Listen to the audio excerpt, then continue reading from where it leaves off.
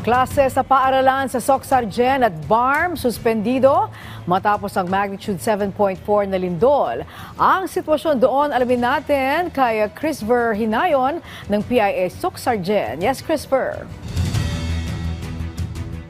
Nagdeklara ng suspension sa klase ang mga lokal na pamahalaan sa Region 12, maging ang kalapit na Bangsamoro Autonomous Region ngayong umaga, October 10. Ito matapos naramdaman sa rehiyon ang magnitude 7.4 na lindol na tumama sa Manay, Davao Oriental.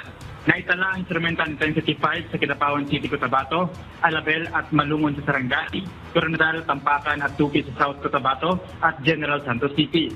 Intensity 4 naman sa Mlang at Magpet sa Cotabato, Glan, Siamba, Itom at Malapatan sa Sarangani, Panga, Pulumulok sa South Cotabato, Columbio at Palimbang sa Sultan Kudarat.